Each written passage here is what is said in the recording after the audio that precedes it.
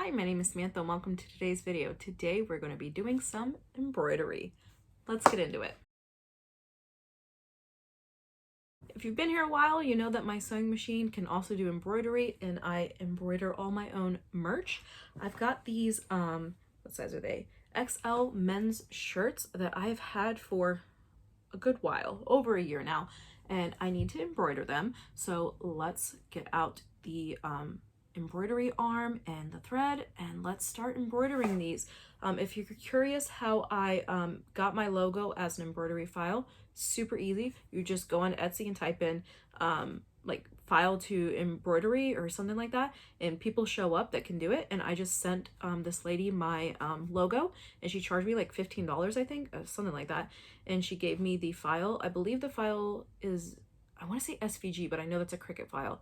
I can't remember the letters of the file for the sewing, but I just have it on a USB that I plug into my machine, and now I can make as many shirts as I want. So I've already made probably 10 or 15 things with my logo on it at this point, so I've well made my money's worth, or gotten my money back. Embroidered items are very expensive, and I definitely prefer the embroidery over HTV because HTV will come off in the washing machine. So that being said, let's get these embroidered.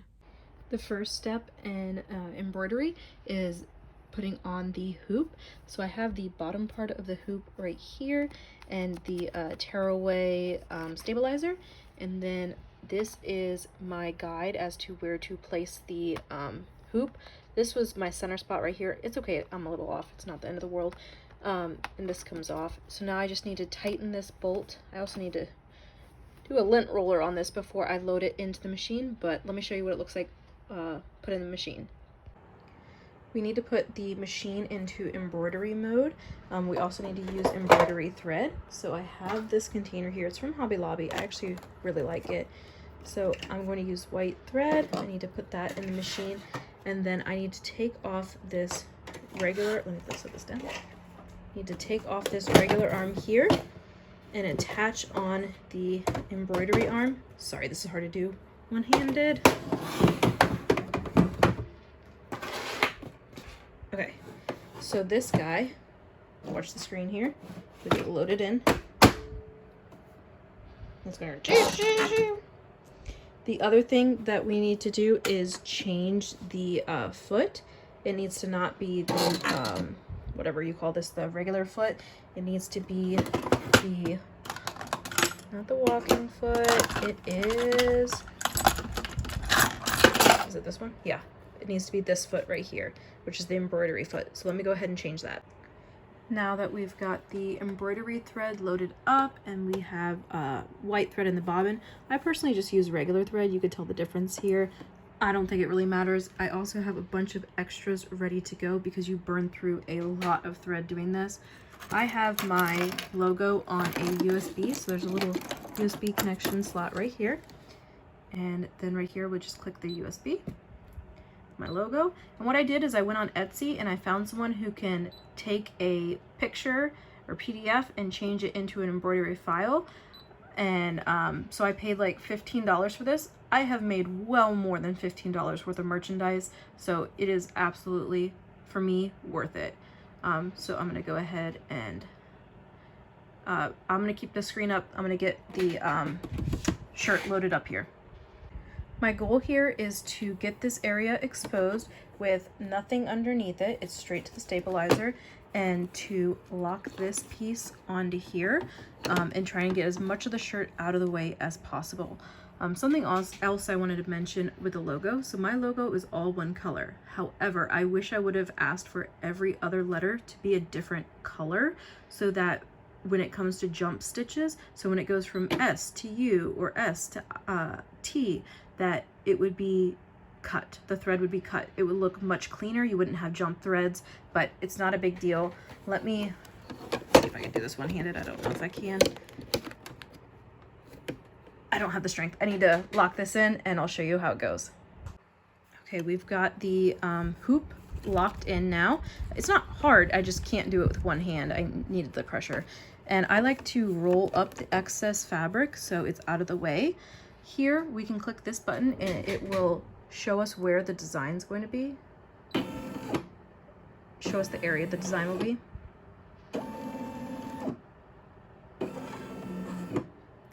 Looks good to me. So we're gonna go ahead and hit OK. Embroidery. It's gonna tell us how long, so 15 minutes.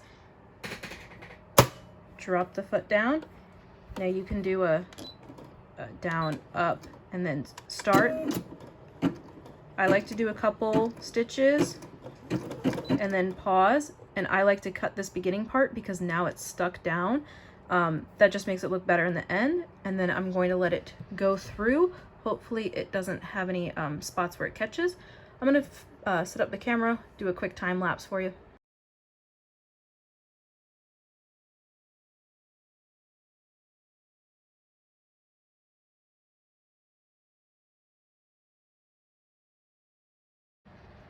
Okay, I figured this would happen at some point. So we've got an error. Safety device has been activated. Is the thread tangled? Is the needle bent? Let's take a look. So we're gonna go ahead and hit OK. I'm gonna look at the needle from the side here. Looks fine to me. So we're on the I of sustainable, and the I is a dot and then a line on the bottom, right? So that sometimes causes issues. As you can see over here, this is the thread count, so we're at 2,865 out of 5,897, and you know, there's one thread color. So what I'm going to do here is I'm going to, let me press the needle button. Okay, so I'm going to go forward 1 stitch, 2 stitch. I want to get to the I, so I think I'm good there. So I'm going to try starting it. What I did is I took it off the dot of the I, and now we're on the straight part of the I. So this should solve the problem. Let's try.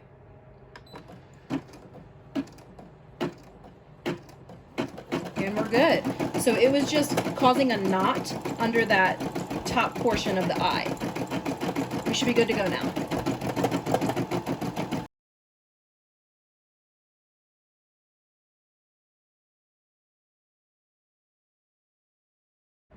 Okay, we've got another error. Bobbin thread almost empty. So to solve this, we are going to have to take the hoop out. So to solve this, we're going to hit OK, and we are going to cut the thread. Before we forget, we're going to go to the needle spot, and we are going to go back, I don't know, 3 or 4. 1, 2, 3. And then pop out the hoop. You do need 2 hands to do this because you have to release the clip over here. Put the handle thing up, and I can access the bobbin from down here. Now normally I'll play bobbin chicken and try and get to the end, but with embroidery it's not worth it at all. So honestly, I should have started this design with a fresh bobbin, but that's okay. You'll never know. Slide this back in. Load the hoop back on, and then push the needle back down. And remember, we went back 3 stitches, so it will self, we're not gonna have a gap because we went back a couple stitches. So let's continue.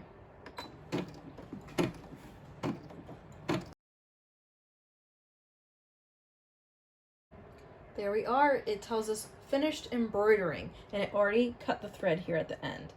So we're gonna hit OK, and I'm gonna bring you closer in on the side over here.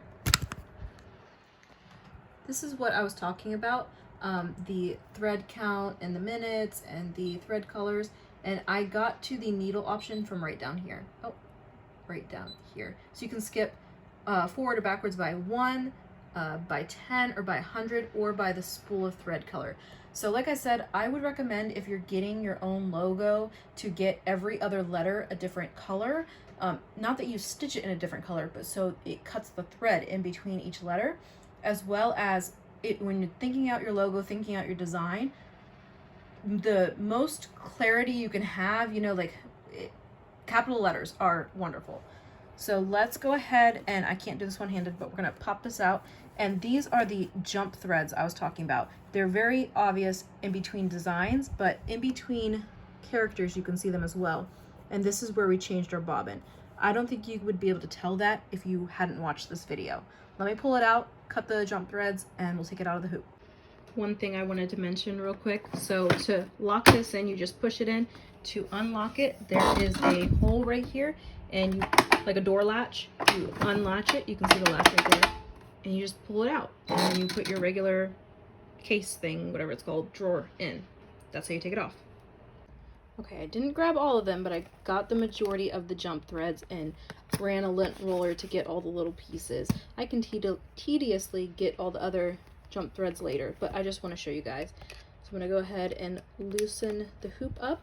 You want to have your hoop tight when you're embroidering so that there's tension, so that you can get a good stitch. And there is our design. This indent will go away when you wash the shirt. And depending on if you use tearaway or cutaway stabilizer, this is tearaway, so I can just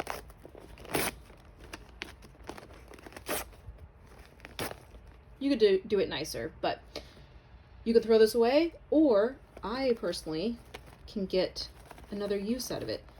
This is a whole nother embroidery section right here that I can do another thing with. So I'll take these pieces and I'll put them in a Ziploc bag and put them in my embroidery drawer and keep it. Let's see on the back here, the eye, this is where it was getting all caught up because it's just a lot of stitches in one dense place. I wouldn't recommend using a lowercase I, but that is what happened. Let me know what you guys think in the comments down below. Did this help you with your embroidery issues? Do you have any other issues that I can help you solve when you are doing your embroidery on your SE600? Let me know in the comments down below. Please don't forget to like and subscribe, and have a wonderful day.